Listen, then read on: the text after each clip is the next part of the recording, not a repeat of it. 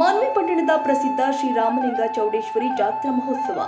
ಶ್ರೀರಾಮಲಿಂಗ ಚೌಡೇಶ್ವರಿ ಜಾತ್ರಾ ರಥೋತ್ಸವ ಅದ್ದೂರಿಯಾಗಿ ಜರುಗಿದೆ.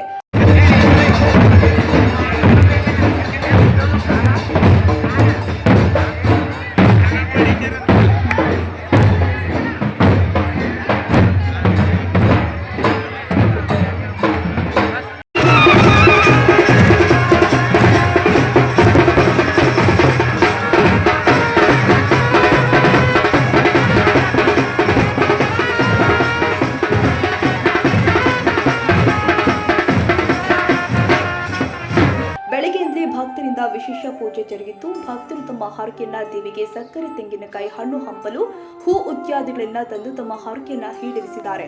ಇಲ್ಲಿ ವಿಶೇಷ ಏನಪ್ಪಾ ಅಂದ್ರೆ, ಎಲ್ಲಾ ಕಡೆ ಹಗಲು ರಥೋತ್ಸವ ನಡೆದ್ರೆ ಇಲ್ಲಿ ರಾತ್ರಿ ರಥೋತ್ಸವ ನಡೆಯುತ್ತೆ. ಸಾಯಂಕಾಲ ಅದ್ದೂರಿಯಾಗಿ ಡೊಳ್ಳು, ಭಾಜಂತ್ರಿ ಹಾಗೂ ವಾದ್ಯ ಮೇಳಗಳೊಂದಿಗೆ ರಥೋತ್ಸವ ಅದ್ದೂರಿಯಾಗಿ ಜರುಗಿತು. ರಥೋತ್ಸವ ನೋಡಲು ಕುಟುಂಬ ಸಮೇತ ಭಕ್ತರು ಆಗಮಿಸಿದ್ರು.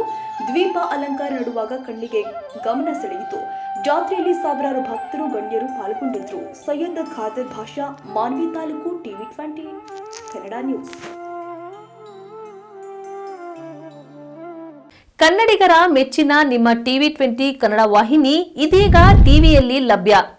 ಕರ್ನಾಟಕ ಮತ್ತು ದೇಶ ವಿದೇಶದ 360 ಡಿಗ್ರಿ ಸುದ್ದಿ ವಿವರವನ್ನ ಪಡೆಯುವುದಕ್ಕೆ TV20 ವಾಹಿನಿಯನ್ನು ಲೈಕ್ ಮಾಡಿ, ವಿಡಿಯೋಗಳನ್ನು ಶೇರ್ ಮಾಡಿ, ಕಮೆಂಟ್ ಮಾಡಿ, ಸಬ್ಸ್ಕ್ರೈಬ್ ಮಾಡಿ.